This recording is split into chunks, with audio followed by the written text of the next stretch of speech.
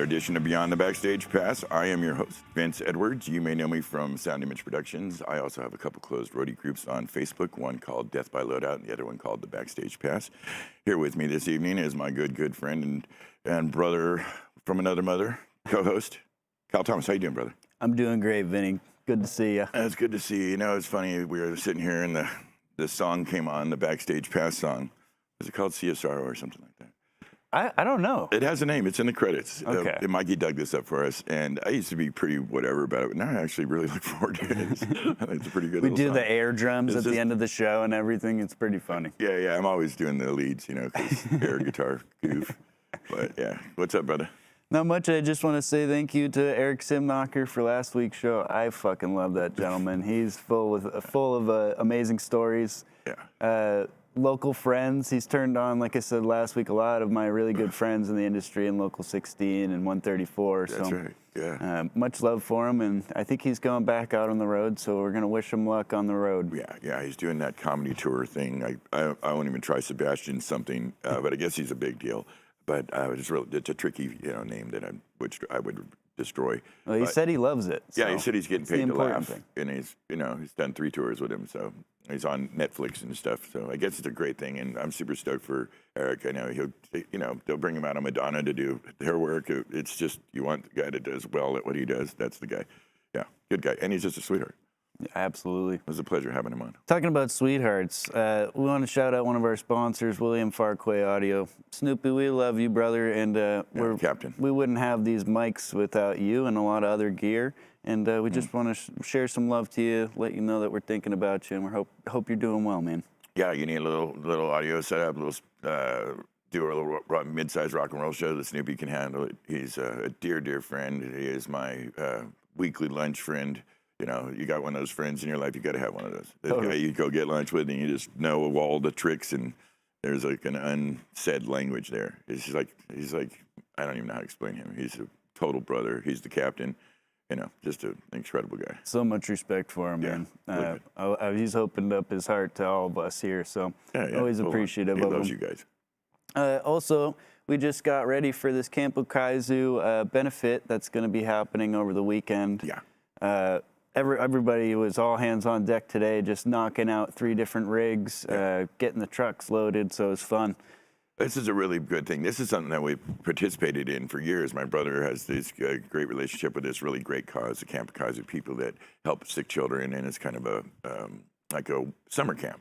And they go there and they just get a lot of love and a lot of attention, a lot of physical stuff. But last year, this is something we've done for years with them.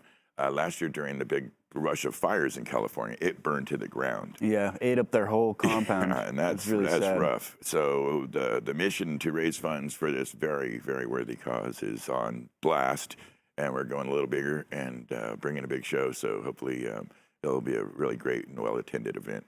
Absolutely, and we did it last year through COVID on the set here. Yeah, that's right. I think it did pretty well. It did, yeah. It was before the fire, though, I believe, wasn't it? No, that was for the fire as well. Okay. Absolutely. Yeah, I have a terrible memory. Because it's just like any other summer camp, but specifically for these kids. Yeah.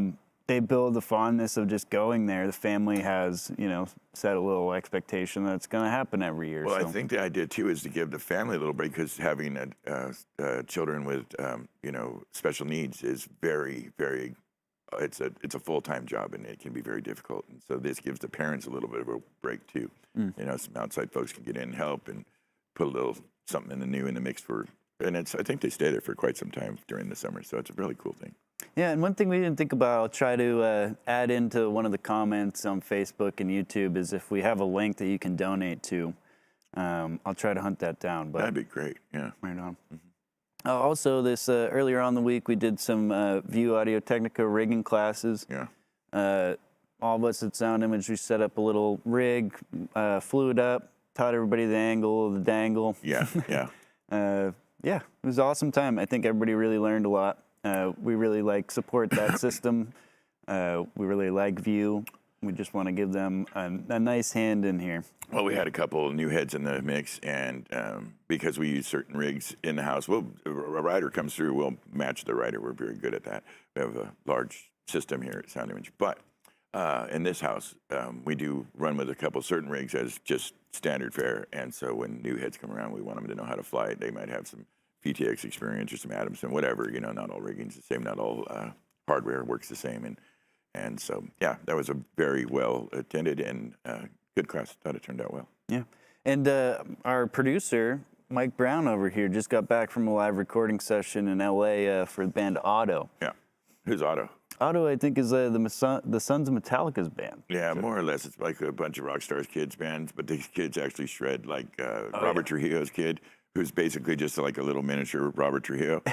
Like, it's the hair, the holes, the way he stands, holds his bass, the whole thing. He's just like, he's that kid. And yeah, he shreds. It's kind of a thing. And so Mikey's been doing that. Greg Price is out as took over for Big Mick doing front of house. Greg turned that over to Mikey and said, hey, can you help out with this? With his connection there. And so, Mikey's got a great ear, man. It's funny. He's back there, operating cameras and doing a switch because that's not really what he does. What he really does is he mixes big rock bands. Fucking total badass audio really guy, dude. Yeah, some of the nicest compliment I ever heard Greg Price say was about something that that Michael had mixed. I never heard him. It was an extraordinary compliment. It was like a huge deal. To me, it was to hear Greg Price say that about something that, a 30-year-old, the he's got juice, man. That kid's good. All right, so we want to hear it when it's done, Mike. We got to hear your work now. Oh, that's just mandatory. That shit's happening. We'll see if we can post it, baby. Yeah. Maybe we can share it to the audience. It's the ultimate audio Pepsi challenge. Oh, and of course, I don't have my Guinness on here because I thought that might be weird on set, but happy St. Patrick's Day, everybody. What are you kidding? When you're not here, my good friend, Bernie Broderick, loudspeaker designer legend, sits there and gets hammered. It's Baker's choice, man. I think I got to grow the ponytail out a little bit more for that to happen. I'm going to tell Bernie to watch this episode. He's going to love it. Well, he's badass. He's not biased towards any sort of opinion. He's That's why he's always at the speaker shed. He does the host the speaker challenges, the shootout, sit down at NAM and Absolutely, LDI. that's how I met him. They bring Bernie in because Bernie is a god, and he's designed for L Acoustics, Adamson, EAW. And so he can literally stand there in front of 15 different rigs and somehow talk his way through it when people kind of, that you've been to these, you know what I'm talking about. And Bernie handles it like a pro, man. And you never get the sense that he's like in anybody's corner. He's just talking the science of throwing sound, you know what I mean? Like, yeah, Bernie's good. Well, you just picture, I've done this shoot for a couple companies, and that's how I've met him. But it's always the conversation like, what's the hardest part of this? And it's like, well, everybody wants to be louder. Pretty much it. It's really just like, how do you balance a bunch of fucking dudes like that that just want to make their system louder? Well, he rolls in with a kind of a Canadian approach. So he just knows how to wiggle through things. You're not going to get Bernie in a corner. It's just not happening. He's just going to keep that cool. Smoother than a cheese curd, man. Yeah, that's right. Love it. That's the man. Quick shout out to P-Bone. He's been doing our lights. He's about to go off, and we're not allowed to speak about it. But we love you, Al, and we respect Al you. Pettibone is one of our LDs, and he does most of the heavy lifting. He put in our Ukrainian Respect lighting colors, our blue and gold, or yellow, whatever that flavor is. But yeah, that's some horse shit that's going on overseas right now. So that's about. But Al's we're very lucky to have Al. Al's worked with a lot of great bands, Incubus and Primus and stuff like that. Who knows what he's got some plans coming up in the future. We'll probably talk about it when he finally accepts whatever he's going to do next. But yeah, he keeps himself busy with some cool projects for sure, and he helps us out doing this. So we really appreciate him. Thank you, Al. Thanks, Moth. You're the best. Yeah. And I'm not going to be here next week, unfortunately. I have a little run out with Laura Monroe's band. Mm-hmm. We're going to do a show in Miami, then go to New York, Philly, and D.C., so it should be a good run. But I'm 1, going to 2, be 3, bumming. 4. Yeah, that'll be sweet.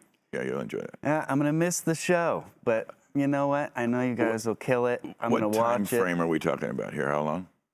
Just a week. Okay. All right, cool. Well, I asked Bernie because I knew you were going to turn it up missing for one. See, so you get the burn. You get to see how smooth this cheese curd is, dude. He's a badass. He's really going to love watching this show. I'm probably going to die later. It's all right. It's Bernie. He'll have me do something bad to you. He doesn't really put hands on like that. That's true. I love you, Bird. Yeah, Bernie's one of the best.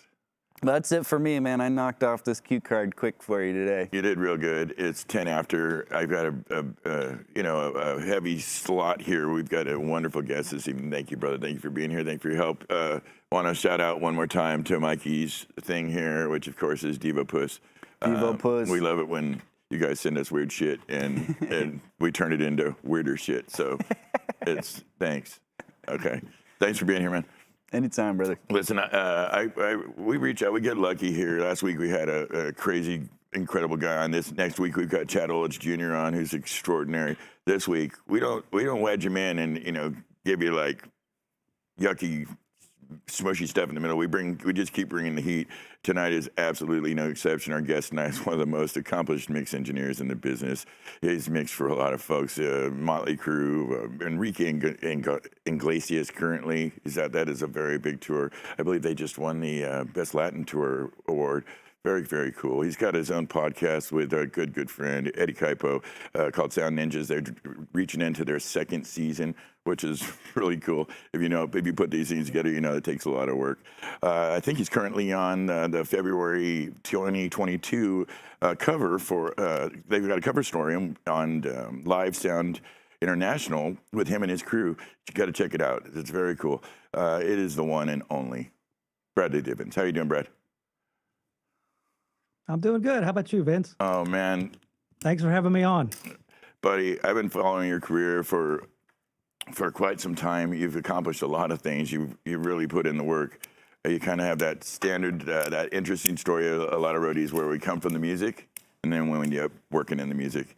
And you're just covering all the bases between, your studio work, your live work, which you're, incredibly well known for, but also you come from this, legitimate rock and rolls. You play. You got a great singing voice. You have a bunch of good stuff. I highly recommend people reach out to you and check your sites out. What was it like coming up with the band Rothschild? Now I checked in on this. So you guys were kind of killing it, man. You had some moments there. We did. We had quite a few moments. Yeah. I think we were together for 5 years, and then we finally got signed. We did 2 records for Atlantic, and did some tours. We toured with Testament. We toured with Pantera. Cool. It was on the way up. Yeah. Which is what I set out to be in the first place. I wanted to play music, and I wanted to be a rock star. That was my goal. Yeah. And there was none of this other thing was involved. Yeah. And it just didn't work out so well. Well, at what point did you decide? I use this metaphor, and I mentioned it a minute ago, but kind of go from trying to be, mined gold, which is a really hard thing to do. We're trying to be a rock star, and Lord knows you guys had the chops. I mean, you guys, it was a very real project, a real band. It's just that luck factor sometimes is a big part of it. I mean, we've both been on the way up, worked with a lot of those bands. So I don't even know how many that I thought, why is this band not bigger? This band should be killing it right now. Sometimes the audience just doesn't catch up with the greatness of a thing. And I highly recommend you guys go out and check out this Rothschild project from Brad. It's really good. It's fun music. If you like guitar-driven, guitar-based music, like you said, it can kind of fit somewhere in the pantheon of the Testaments and Panteras. It's really fun, and it's available. I mentioned on the intro that you work hand in hand with Eddie Kaipo out on the Ricky Martin Enrique Iglesias tour, which is one of the most successful tours going out there. But I also know that you have this really cool podcast you guys do together, entering its second season. I think you just posted your first episode called Sonic Ninjas. Tell us about that. Sell it to me. Well, I think that came about because of the pandemic. Yes, sir. Eddie and I were trying to figure out what we could do. We had a lot of downtime, and we decided, hey, maybe we'll just try this thing out and see, if people want to listen to what we talk about. We can talk about mixing. We can talk about, our philosophies on, microphones and consoles and gear and how we deal with the artist and just all sorts of different topics. I mean, because him and I have been working together with Enrique now for almost 8 years. Wow. And so we get along really well. And the camaraderie between the two of us it's really, it's good.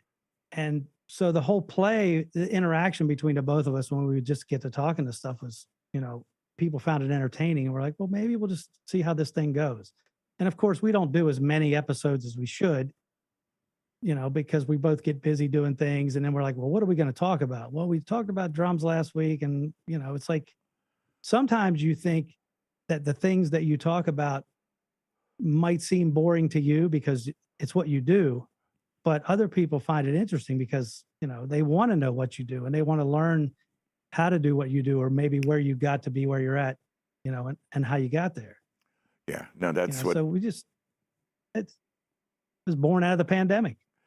Yeah, it's a lot of people went that lane, and there was some really good things that came out of it. The Pooch Rybold thing is super good. The Wrong End of the Snake things. I think Chris Leonard really doubled down in his thing with Signal to Noise, which is a wonderful podcast. Yeah, and some of them have turned out really well.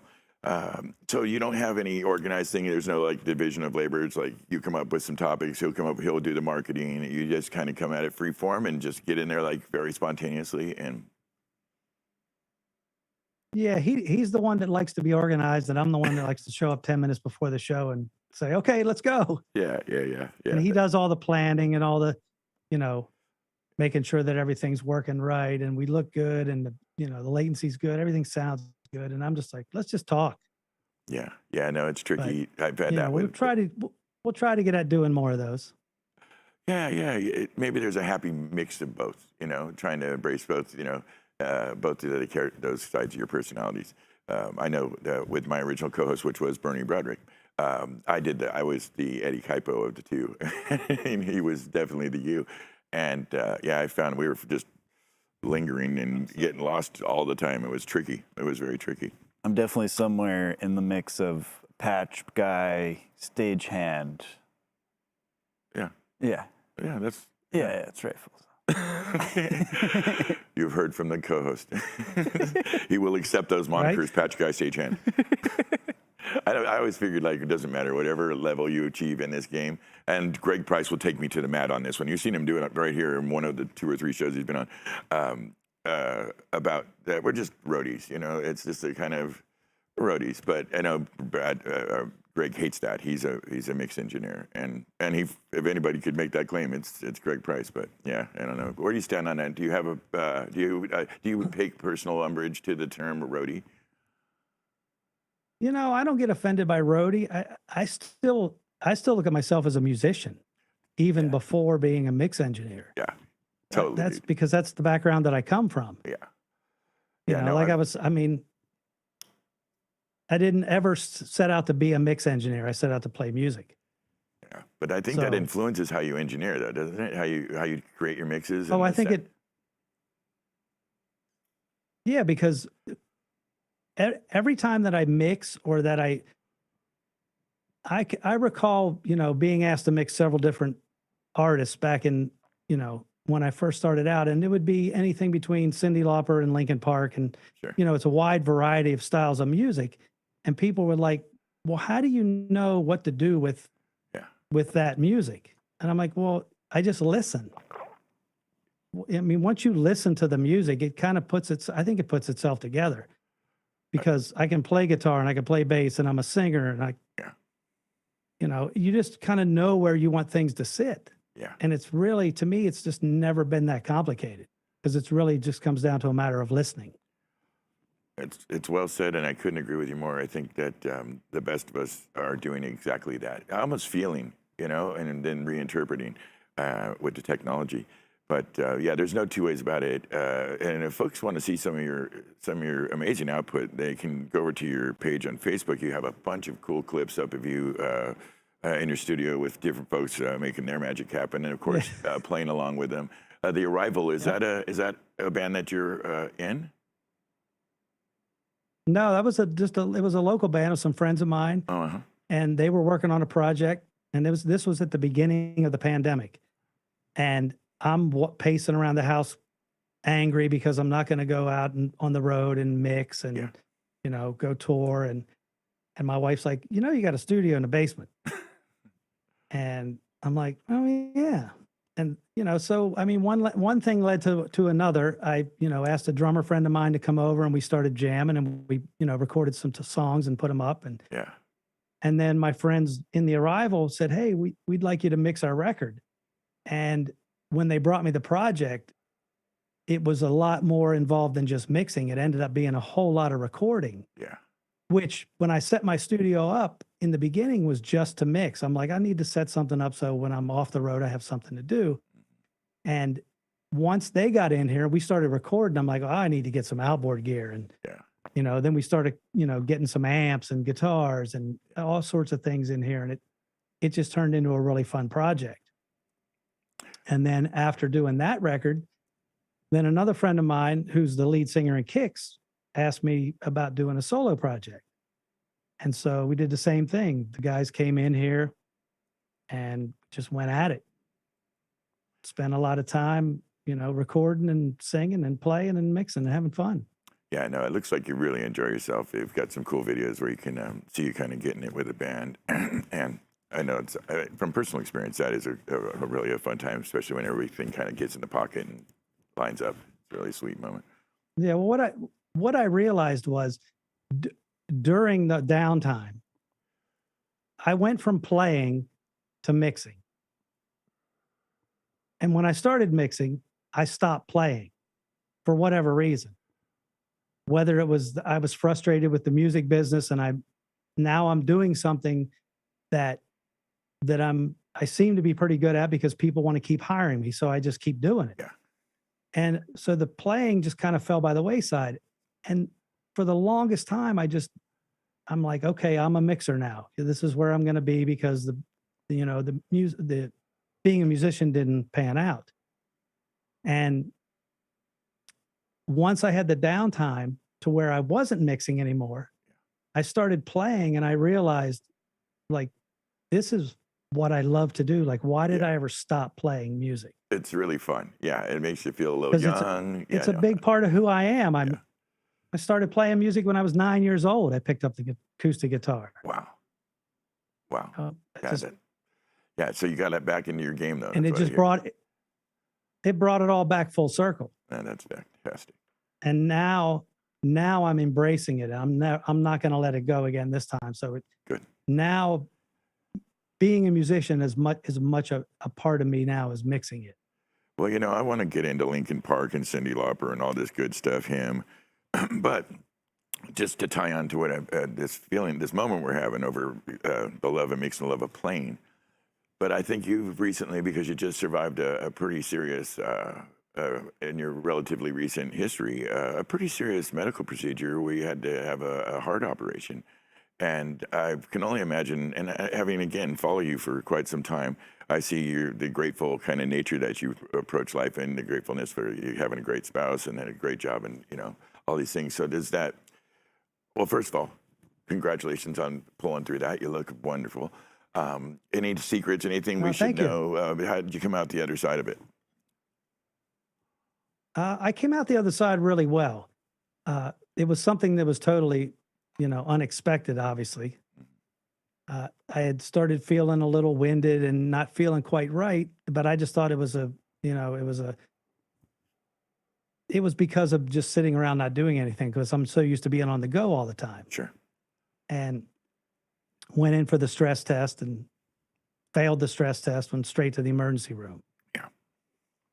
And, went from maybe I'm going to have a couple of stents to, oh, you need quadruple bypass surgery. Damn. All within a matter of a few hours. Yeah, you just hit the gas. That was And I mean, tricky. that morning, the morning before I left to go do the stress test, I was sitting in here in my studio with a mix up. And I was working on it because I was going to finish it. And I'm like, oh, I'll finish the mix when I come back from the stress test. Right. Well, 7 days later, I came home from the hospital, and I think maybe 2 weeks after I got home, I managed to come downstairs to come in the studio, and the mix was still up, and everything was just all ready to go. Yeah. And I mean, I had it in my head that I wasn't going to be in the hospital that long because I had to keep moving. I had things that I wanted to do. I wasn't done yet. And I think that just kept me going. And, everybody said, hey, the moment you come out of surgery, the best thing you can do is get up and walk around. Yeah. The quicker you get up and move around, the quicker you're going to get out of the hospital. And I was walking around. As soon as I opened my eyes up out of going through the night in intensive care, Okay. I'm like, hey, let's go for a walk. Yeah. And everyone was like, what? You want to go for a walk? I'm like, yeah, let's go. I got shit to do. That's right. I can't be sitting around here. No. And a couple weeks, 3 days after the surgery, I went home, and then I went to see my surgeon. I think it was 4 weeks after that, and he cleared me to pretty much go back to doing everything but driving. Yeah. And I couldn't lift anything heavier than a gallon of milk. And when I realized that one of my Les Pauls in here was like, he said a gallon of milk was like 10 pounds or 9 point something. Yeah, about 9. I'm like, oh, I got a Les Paul that's like 8 pounds. I'm gonna walk downstairs and strap that on. And that's what I did. I mean, I kept the mindset that I'm not done yet. Yeah. This is just I'm very thankful that I didn't have a heart attack, that they caught it in time. Yeah, absolutely. And I always thought that I ate healthy. Yeah, I had my moments of drinking here and there, but I've come to realize, actually, I think my wife realizes this more than I do. That stress plays a big part Oh, yeah. Absolutely. in our body and how it responds to things. And when I think back about the past years of doing what I do and how I reacted in situations where, maybe you walk in and the PA is not right, or you walk in and it's not even up in the air at all, or, the logistics of the show just isn't what you want it to be, and you get stressed out about it. Mhm. And that goes on for years and years and years and years. And it just builds up over time. Yeah. And I think people in our industry really need to be aware of the stress factor. Well, that's 'Cause a really great note to speak to folks about. I mean, you've been doing this for quite some time. You're at a very high level in the game. And do you think this is like I mentioned to you earlier before we went on, mental health issues started popping up real quick amongst our peers early on in the COVID thing. And I think, we're pushed so hard, and then it's a little bit addictive chasing the tours and being on the road. That has its own weird nomad draw to it. So do you think we're doing enough? I know we my brother, George Edwards, and people like Bob Powers, rigging legend, John Del Rio, started a page called Loving Hands for Stagehands, just for a place for stagehands to kind of get some information and stuff. Do you think we do enough in our industry to, dispel the myth that there's something wrong with, when you have mental health issues? I mean, I'm not sure I don't know that we do enough for that. I mean, I think everybody, has trauma in their life, and there's things that they need to deal with. And certainly what we do on the road is unlike, a typical 9-to-5 job. Yeah. We're pretty much like carnies. Yeah. We travel from town to town and set a show up and, entertain people and tear it down and go on to the next town. And I don't think you ever really think about, what do you go through in the day, mentally, to get to the point in the evening where the show happens. Yeah. All people see is, that hour and a half or 2 hours that everybody's having a good time, and the sound's working great and the lights, and it's all good. But nobody sees the other times of the day where you might have been sitting in front of house, 10 minutes before showtime, and all of a sudden some, digital noise comes flying out of your console that you have to deal with right then and there. Console and the level of stress that goes through, it's insane. That you go through in that. And we've had those instances, traveling with Enrique and going some of these places that we played, not logistically, they're not always, what they should be. And we deal with it, make the most of it. Yeah. And the show happens. That tour is Every really time. an international tour, right? I mean, you really go everywhere. Yeah. Yeah. It is. But, there are a lot of things that I think people could, take into consideration for people in our industry and, what we go through. People on the outside looking in can say, oh man, you got a great job. You're lucky. It's, looks like a lot of fun. It's like, well, yeah, it is. Yeah. And I am lucky, but it's also very stressful. Yeah. You're also first one in, last one out. If something heavy may fall on you. You may get electrocuted. Probably haven't slept for a while. Yeah. Right. Yeah. So, And bunch they, of stuff. you know, they try to make sure catering is good and, Yeah, it's you gotten a know, lot you better. try to eat healthy and, Yeah. you know, No, it's gotten better. The And then pizza you and got the after flatbread show is food that, certainly less and less. You know, the old days of pizza and flatbread and, right. you know, Yardbird. But yeah, it's one of Yes, those it things. is. Um, I got Yep. to dig around in your amazing history. You know, you've worked with such great bands, and you know, and in a lot of long runs. You went to 5 years with Linkin Park earlier in their career. I think this was before. I think Brad took over that one from you. I'm not exactly sure, but I know Brad. Yeah, Pooch did. Oh, Pooch took it, and then Brad Yeah, got it. Pooch did. Yeah, because Yep. I remember Brad came Mhm. in the day he wasn't supposed to be here. His office is right over there too, and he came in the day after the incident with the singer, and I caught a glimpse of him and yelled across the room, you know, what are you doing here? Because I hadn't heard yet, and that Mhm. affected him. That really kicked his ass a little bit. He's a man who's kind of Yeah. impervious to a lot, but did you see that one coming?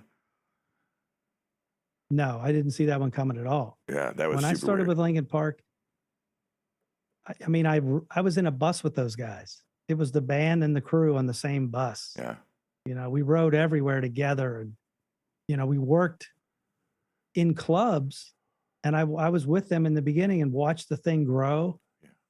You know, I'd hang out in the dressing rooms, and we would hang out. You know, it wasn't like I worked for them. It was like we were we were friends, like a team. and we would hang out. Yeah. And Chester I mean, he was always such a fun-loving guy, always Sweetheart of a guy. smile on his face, and Yeah. he's like, "Hey, Divvy, what's going on? You know, what's happening today?" And you know, he's always upbeat and jovial. And when I heard that, I'm like, man, I would have never thought ever that Chester would be the guy who would take his own life. Super Never. weird. Yeah, that one was weird. I was working with another band that was actually opening for Linkin Park when I got the gig with Linkin Park.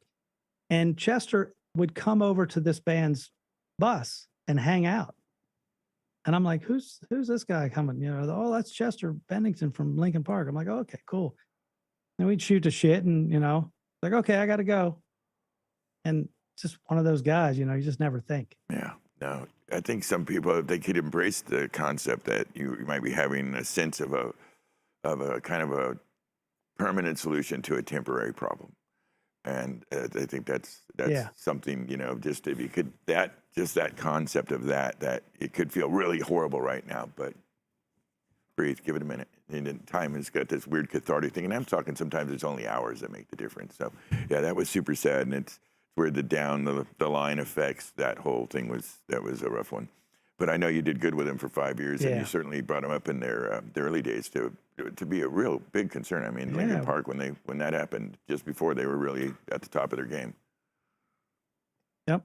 I mean, we had a blast. Yeah, that had It was to a be a lot of good fun. time watching it grow and Yeah, that's turn always into good. what it turned into, and did a lot of big shows. And I learned a lot. You know, when I got Linkin Park, I had only been mixing for 3 years, I think. Well, just 22 years It was ago. very yeah. quick. Yeah. Yeah, it was 99 when I started. I mean, we didn't really touch on this because I kind of stopped, but coming from playing to mixing, I moved from Maryland to LA Mhm. to join another band that was signed, and we were going to make a record. And of course, the record's done. The label says, "Oh, we're not gonna put this record out." And I'm like, "Okay, great. Now I'm in Los Angeles. What am I going to do now?" And my manager at the time said, "Hey, would you think about tour managing?" I'm like, "Oh, I think maybe I could do that." And so he set me up with a band to go meet who was doing a gig on Lollapalooza second stage. Mhm.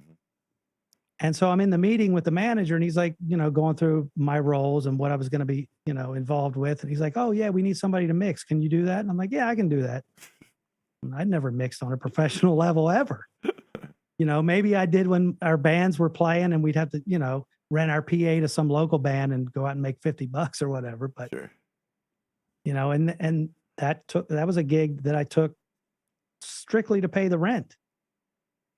But one gig led to another, and I kept taking them because people liked what I did. And they're like, "Hey, can you come work with my band?" And, you know, then I ended up in that position where it was a 3-band bill with Linkin Park as the middle. No, they were the opening act. Wow. and then I think it was a band called Head PE, Yeah, I remember him. and then I think it was either POD or Papa Roach. It was Gotcha. one of those bands that were headlining, Yeah. and I'm doing Head PE, and Yeah. then Linkin Park lost their front of house guy, and their manager's like, "Hey, can you mix us?" And because I was friends with their manager because I'd done Monster Magnet, who was managed by Rob McDermott and Andy Gould. Right. And yeah, I'm like, "Yeah, Rob, I'll do Linkin Park until you get somebody." And then one day somebody said, "Hey, Linkin Park's selling 50,000 records a week." I'm like, "Hey, Rob, you want me to stick around for a little bit?" I can hang. And that was kind of the turning point That was for a tiger me by as a a tail mixer. situation for sure. Yeah, but I mean, I said yes all along. All along the way, I just kept saying yes, Yeah, and then I just figured it out as I went along. I asked a lot of questions. I watched Greg Price and Brad Maddox. they're good On that folks to learn from. Ozfest tour that Linkin Park was on. That's yeah, right. Yeah. No, I think I was that's talking. it's kind of crazy when I look back on that. I was talking to Greg Price, and I was talking about that. He had stopped in a couple days ago on his way to Europe to do the next leg of Metallica, and we were talking about that you and Chad were coming on respectively, and he said, "Oh yeah, I remember coming up with that guy. He was doing second stage work, and he had a great work ethic. That's what he said about you. I thought it was pretty cool. I was glad to see that he started blowing up and making it big. And it's an interesting observation by Greg Price. He's kind of a legend and a badass, and he absolutely remembered you from the Ozfest thing. Yeah, and Chad too, because I guess Chad was doing somebody also on the Ozfest, and he had a very similar comment about him. It was just good to see guys kind of move up. When I took over Linkin Park, I think I brought Chad in to do Head PE. Yeah, that makes perfect sense. So Chad sense. and I knew each other back then. Yeah. We both came up in the ranks. Well, you've certainly both done incredible things with the time that you've had. Let's talk about a really iconic American rock band, working with Bob Seger and the Silver Bullet Band. I mean, this is kind of the bread and butter of the heartland of rock and roll. What was it like working with Bob? I think he's just talking about maybe doing a last tour and hanging it up. Oh, really? Yeah, I think that was just working with Bob I think it was surreal working with him because I grew up on that music and I remember hearing those songs when I was 15, 16 years old. And I remember they flew me out to Detroit. Bob was rehearsing in a club out there, and they wanted to bring me out to meet Bob and check things out. And there was like an XL4 sitting there and a bunch of outboard gear, and I just started dialing things up, and Punch Andrews, his manager, was there, and he walks over and he's standing there by me, and I'm I got the headphones on because Bob's playing. It's pretty loud in there, and I'm trying to dial a mix up in headphones. And I think it sounded pretty good. And I just I look at Punch, and he's looking at me, and I'm like, I just take the headphones off and hand them to him. He puts them on and smiling, hands them back. I'm like, okay, cool. Yeah. Must be doing something right. And then, I met Bob and met everybody in the band, and Bob was just so down to earth. And it was a band of great players with great music. Yeah. And it was, I don't know, it was, dial some input gain up, throw the faders up, and let the band play. Right. And the source is that good. That was one of those times where I was really felt like mixing as a musician. Right. Because I'm working with a band of, just a rock band. And I'm playing the leads, and I'm, Bob's singing, and I'm air drumming, and I knew every little part to every song. Yeah. It was just such a great time. No, he's kind of a national treasure. It's I know some people don't get it, but Bob Seger's got amazing catalog of songs, and he's just a singular voice. Hit after hit. Yeah, he's kind of got a CCR vibe going on, where just couldn't really do much wrong when he was in the peak of his thing. It was a great time. I loved it. Oh, I bet you had a lot of fun with it.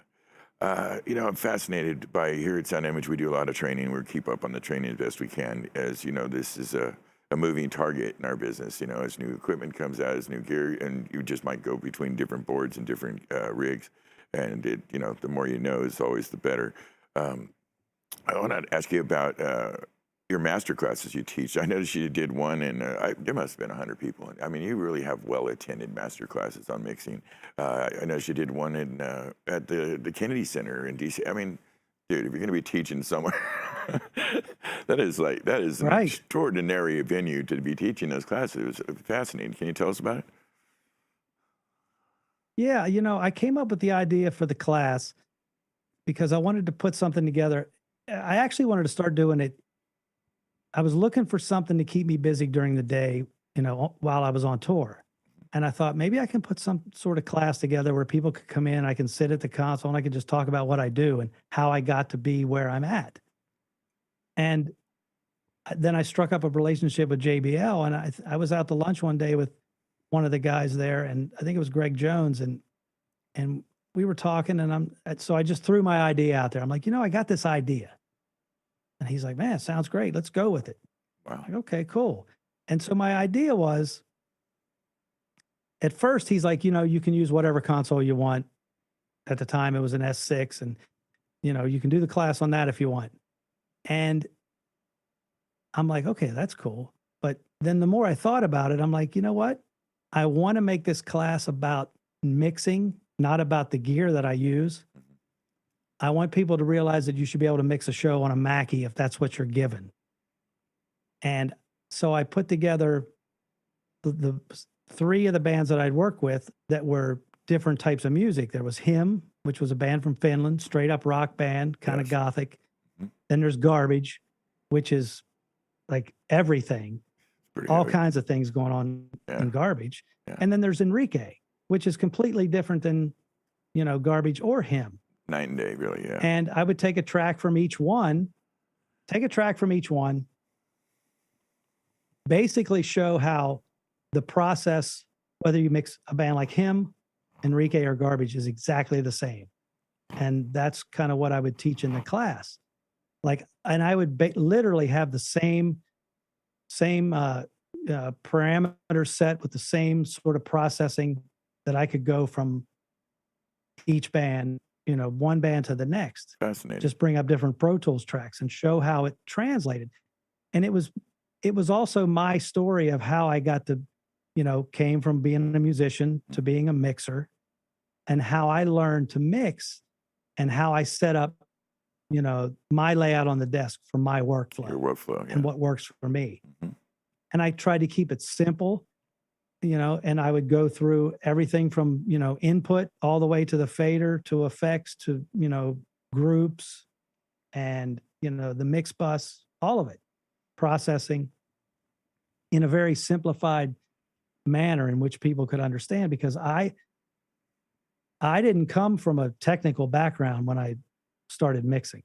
I came from, you know, strapping on the guitar or bass and screaming into a microphone. That was as technical as I got. Right. But I knew I knew what I wanted things to sound like. I just didn't necessarily know how to get there. Yeah. And once people started showing me, I'm like, oh, okay. Yeah. So when I came up with the idea of the class, I wanted it to be so that anybody would take something away from it. You know, people that maybe are just thinking about, I want to be a mix engineer. Wow, here's this guy talking to me about how he did, you know, just said yes to the gig and he figured it out. And this is how he got to be where he is. And this is how he does it. People seem to gravitate towards it. And while I think maybe what I'm talking about is, you know, kind of simple and, you know, it's not really that exciting, people seem to, you know, they want to come and listen to what I say. So the Well- Kennedy Center was like the pinnacle of the classes. It was Well, the biggest one yet. And it then, was of course, incredible. the shutdown came, and then that was it. That's tough. You know, we haven't started back up since the shutdown, but we You need to think- get back there because it was a lot of fun. And Yeah. And I think it's a service that can I be, think people, you know, yeah. I mean, it's you know, Pooch does this, and Greg and Brad and a couple other folks, Jakubowski, I think Scamboloni, you know, offer some insight, which, by the way, is a kind of a newer thing. You know, back in the day, this was unheard of. You know, there was a lot of the old pros weren't trying to show you anything, or very little at least. Yeah. But it's a great new development, and I've seen that your approach sounds unique, and I think it would be really something. You please let us know if you get that back going, because I'd be very interested in cycling a couple of our folks through. I'm sure the boss who makes those decisions, like my brother, I think he'd be very interested in that. Oh yeah. I I wanted mean, to ask, it's you think you could do that for us? We would like that very much. ready to go at any time. All you got to do is ask. Yeah, man, we appreciate that. We'll set it up. We'll set it up and make it happen. You mentioned mixing for Garbage. Now, Garbage, of course, is Shirley Manson and Butch Vig and just a bunch of hotshots, really, a bunch of serious A1 badasses. Did you find it challenging to be in Butch Vig's orbit and not sweat like his interpretation of what you were doing? I mean, he's kind of credentialed, you know what I mean? He's kind of done a few things. Uh-huh. Yeah. I know exactly what you mean. Yeah. Yeah. When I had the conversation with Billy Bush about the gig, Yeah. and we just talked about, we talked about music, and, we were just basically having a conversation because I hadn't gotten a gig yet. But after the conversation, I got the call that, okay, come on out. It's your gig. And I'm sitting in rehearsal. I've got a console, I got a Pro Tools rig, and I come in the first thing in the morning, the band rehearses, I record everything. I've got the CDs. I'm listening to the songs on the CD. I'm got the inputs that I just recorded, and I'm dialing things in to get them as close to the record as I can, but yet maintain the live feel, because it's not ever going to be exactly like it is on the CD. No. But I want it to be close. And there's moments that I want to capture. There was a song called Paranoid where Shirley has a filtered vocal tag. And Billy comes in one day. This is probably after it might be a week or so in. And he's like, hey, Butch wants to come in and hear something. He wants to hear Paranoid. And I'm like, oh, okay. Just Butch Vig But fan, no but big at the deal. same time, I'm pretty confident. Exactly. Because I hadn't really had that much rapport with Butch. It had been with Billy up until then. Yeah. Billy and the other people and other guys and Shirley. And so I'm working on Paranoid. I know it sounds good. And I have this filtered cue that I do on Shirley's vocal. So I'm rehearsing it, because that's like, it's a moment in the song that when you hear the song, you hear that, you're like, yeah, that's the part. Right. So Butch comes in and he sits down and playing the song. And the whole time I'm thinking, man, what's he going to think? What's he going to ask me about? Is he going to want to know what I'm doing to his drums, parallel compression? Like, what am I doing? That part of the song comes up where I hit the filtered vocal for Shirley's line. And he jumps up and he's like, sounds great, Bradley. And he pats me on the back and he walks out of the room. Yeah. And I'm thinking, wait, don't you want to ask me like what I'm doing to any of this? Yeah. Yeah. Yeah. Like I thought that he was going to come in and start picking everything apart, or at least questioning what I was doing, because it's Butch Vig. I bet you he knows that. But you were all he sweating really it like wanted that, to, and he's too much of a gentleman to play that shit. well, Unless you were doing something wrong. I mean, I Well, think he maybe. probably said something then. exactly. Yeah. I think what he wanted to come in and just hear what I was doing. Yeah. Yeah. I mean, And, his intellectual curiosity that had to was- be killing him, and to not bother you for a week shows that he's a good guy, you know. And you can't say much more than just to let you do your thing and trust that they hired the right guy, and they did, obviously. But yeah, rolling around with Butch Vig like that nearby, when you got a board, you know, and you got knobs and faders, you know, he's kind of good with those too. Exactly. Yeah, I imagine that was just a tiny bit stressful. Yeah, I earned her trust early on, and it was a great thing. I mean, it was like the high point of my mixing career to work with them, just because of the caliber of musicians and the talent that they are. Really, really good band. Billy and Butch and Shirley, all of them. It's just, I mean, I got to mix stuff for, B-sides and, broadcast and all kinds of things that I thought I was just going to mix the shows. And then one day Billy comes in, he's like, hey, we're doing this Yahoo thing. This is when we're in rehearsals at North Hollywood. He's like, so make sure you record it. And after we were done, I'm like, okay, I got the tracks for you.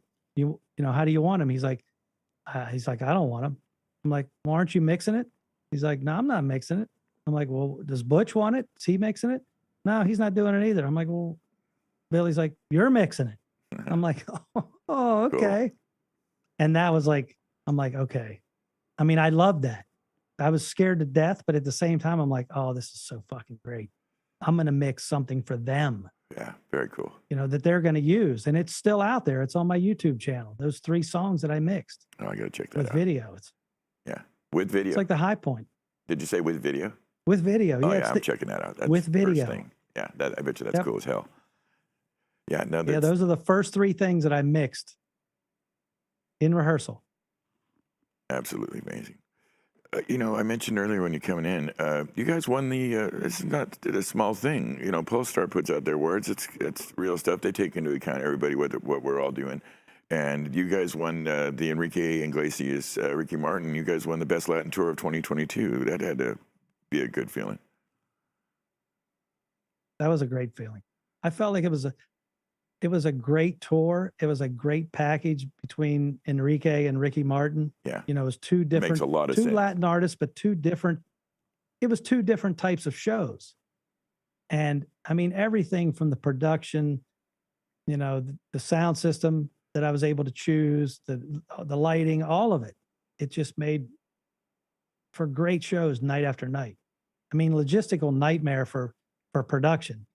I mean, because literally everyone was working right up until doors, and a lot of times we would get, you know, I'd get to hear the PA for, you know, 10 minutes, and then I'd go through a line check and something quick, and then I'd turn it over to Ricky's guy. And, you know, it was a lot of stress, but it was, man, the room would fill up and the show would start and the people would be yelling and screaming and dancing and everyone's smiling. And you're like, man, this is such a great feeling to be involved in this. Sure. Mask or no mask, I don't care. This is great.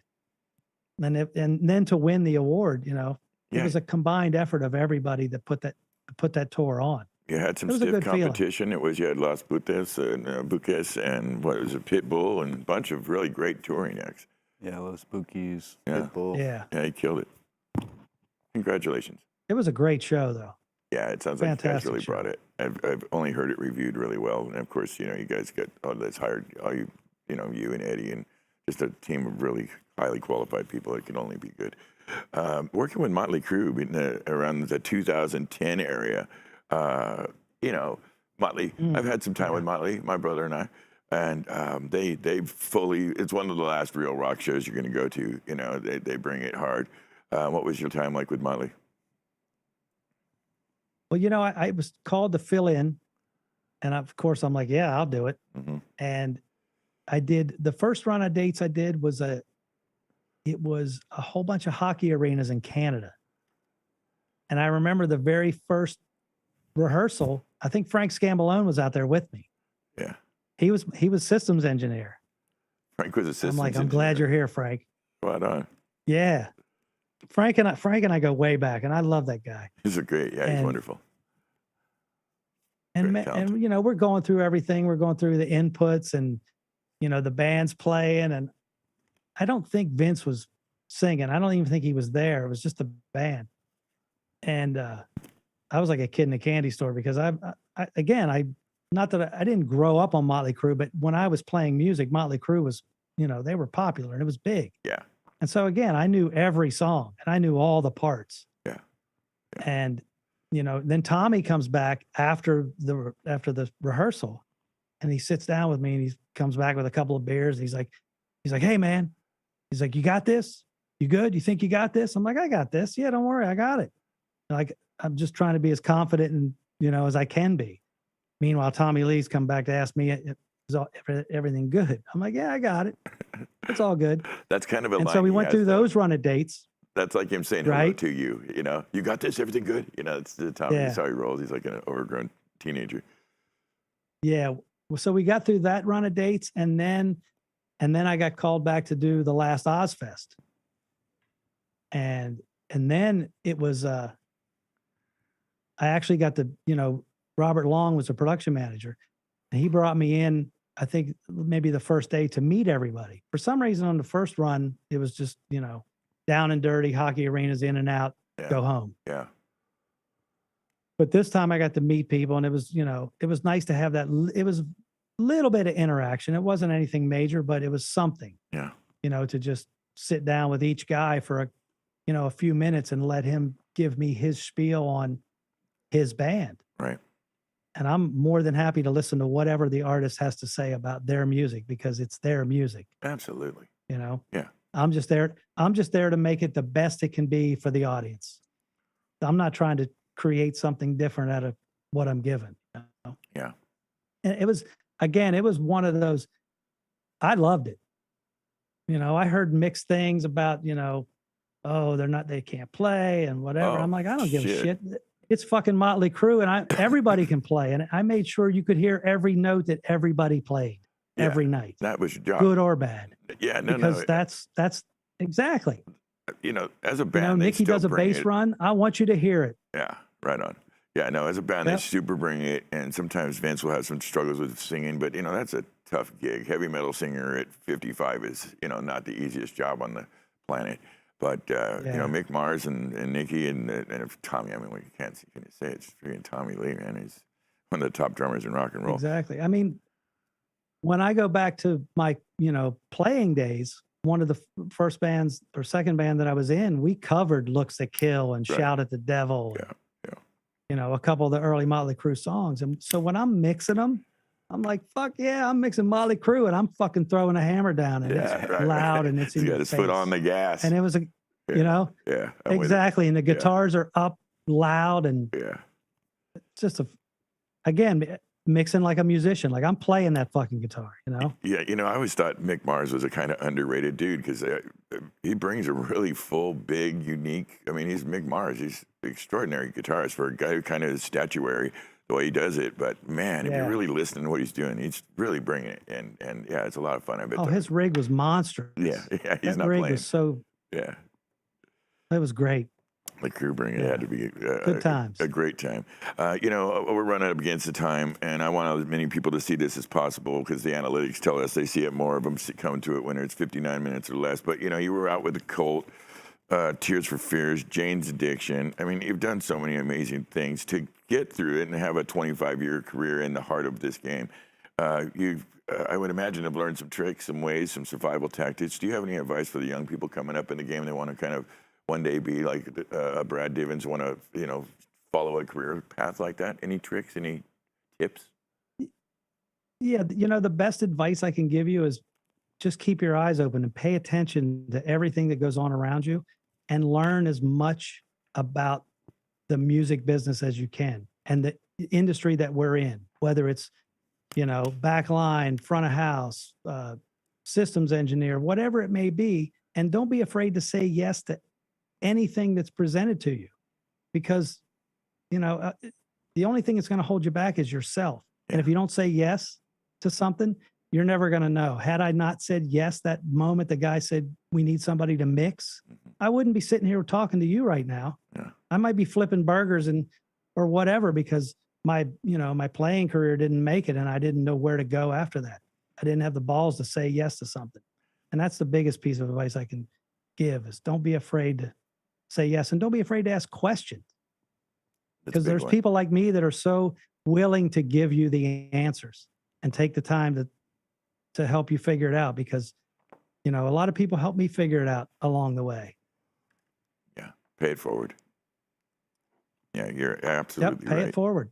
And it's like I said a minute ago, it's more and more a thing that's happening amongst us, and that's really nice to see. Robert Scoville, Brad Maddox, Greg Price all help us out with our training, and it's eminently beneficial. You just can't lose with that. What's next for you, buddy? What do you got your plans? What's going on next? I'm sitting in the studio mixing. I got some friends of mine giving me projects to mix. I'm thinking about the next little thing that I can record and sing and put out. Yeah. And we may do some shows this summer with Enrique if the world hasn't blown itself up by then. Oh yeah, good point. I forget about that. Yeah. Well, we hope and wish that for you. continued success and, safe journeys and happy travels. We very much appreciate you coming on and sharing your experiences with us, man. Super appreciate it. I appreciate it. Yeah, thanks for having me. All right, Good pal. times. All right, my friend. You be well. Take good care of yourself. All right, you guys too. Thanks, buddy. Brad Divens, everybody. We need more guys like that. Yeah, he's just down to earth and like straight shooter, and there's a lot to be said for just bringing it nice and real, keeping it simple, stupid, and letting the work speak for itself, because he's had an extraordinary career, and in 25 years he's worked for some of the biggest bands. A lot of fun with that. Next week we got the amazing Chad Olich Jr. on. Chad, you heard Brad just tell us that they followed a similar career trajectory. Sometimes guys are well known for working in a certain milieu. In Chad's case, he's worked with all the big rock bands. I mean, it's just what he does. He's a rock guy. It's kind of like Greg Price. Greg's always associated with Black Sabbath, Ozzy, whoever, Metallica currently. But Chad's been out as a TM and a front of house guy for Alice in Chains, Chevelle, one of my favorite bands, currently out with Fall Out Boy. I think he spent quite a bunch of time on that with those guys and the Weezer tour. But we're going to have him here next week. We're looking forward to it. He's a super interesting cat. You guys should come and check us out. We do this every Thursday at 7 p.m. Pacific Standard Time. We do it for you. So we're going to do it again next week. Thank you guys for helping me with this. And until we meet again, be kind and be good to each other. Good night.